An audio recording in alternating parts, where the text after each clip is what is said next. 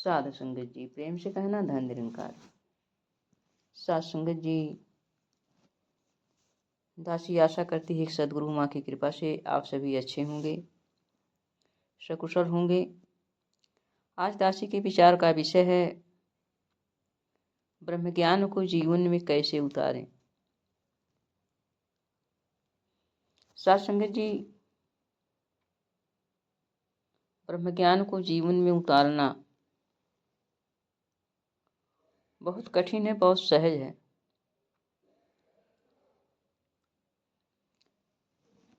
सदगुरु माँ की कृपा से हमारे जीवन में ब्रह्म ज्ञान आया और ब्रह्म ज्ञान पाने के बाद ही हमें पता चला कि हमारा जीवन कैसा होना चाहिए। सत्संग जी, जब तक ब्रह्म ज्ञान जीवन में नहीं उतर जाता है तब तक उससे हमें कोई लाभ नहीं मिलता है। कोई भी वस्तु हो, कोई भी पदार्थ हो, जब तक उसका हम अपने जीवन में उपयोग नहीं करते हैं उससे लाभ नहीं मिलता है। जैसे कोई दवा हो और दवा का जब तक हम प्रयोग नहीं करेंगे तो हमारे जो है बीमारी में लाभ नहीं मिलेगा। सत्संग जी, इसी तरह से संसार की हर वस्तुएं उपयोग करेंगे तभी लाभ मिलेगा। उसी तरह से ब्रह्म ज्ञान का भी जीवन में उपयोग करना है। जो उपयोग करेंगे तभी इससे हम लाभ पाएंगे। हम लाख सेवा कर लें, सत्संग कर लें, सिमरन कर लें, लेकिन अगर उसका हम पल पल क्षण क्षण अपने गृहस्थ में, ऑफिस में, समाज में उपयोग नहीं करते हैं तब तक उससे कोई लाभ नहीं मिलता है। सत्संग जी, उपयोग हम कैसे करें, जीवन में कैसे उपयोग में लाएं। सत्संग जी, कहा गया है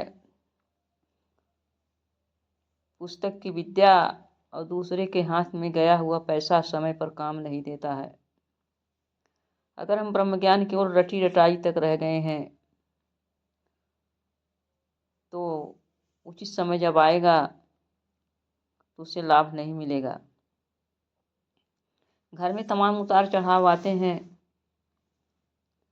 अगर हम ब्रह्म ज्ञानी हैं, घर के उतारों चढ़ावों को हम सदगुरु की कृपा मान लें और हमें एहसास हो कि ये उतार चढ़ाव आ रहा है, सदगुरु की मर्जी से आ रहा है, ये कुछ और ही अच्छा होने वाला है, सदगुरु कृपा करेंगे आगे से बहुत ही अच्छा होगा,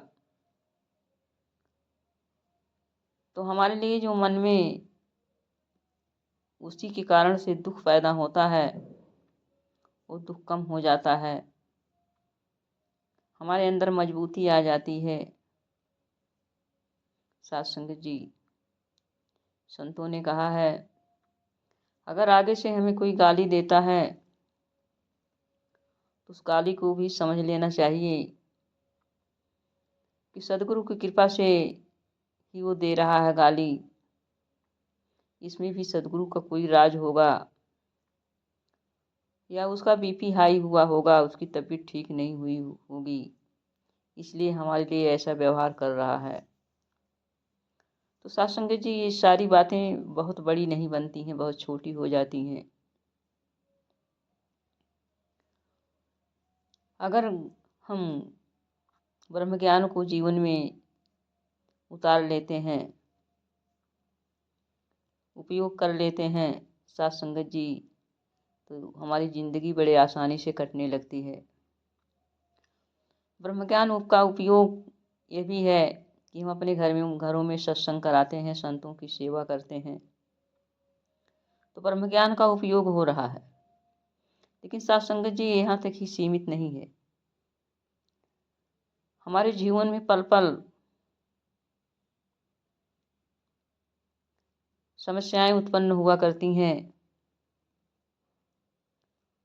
और पल पल हम उसको ज्ञान की दृष्टि से देखें कि ये जो समस्या आ रही है सदगुरु की कृपा से आ रही है, परमात्मा की कृपा से आ रही है, ये समस्याएं भी दूर करने वाले हैं, समस्याएं भी लाने वाले यही हैं। इसमें कुछ और अच्छा करना चाहते हैं। सत्संग जी एक महात्मा जी थे, अपनी फैमिली के साथ कहीं बाहर घूमने के लिए जा रहे थे। रास्ते में उनकी गाड़ी खराब हो गई और देखते हैं वहाँ पर कोई मार्केट नहीं है कि जो कहीं दूर दूर तक कोई बनाने वाला दिखे। परिवार वाले परेशान हो गए कि अब क्या होगा, ये तो सुनसान एरिया है, कैसे क्या होगा। लेकिन महात्मा जी ने कहा कुछ नहीं होगा, ये दातार की कृपा है, सब कुछ ठीक हो जाएगा।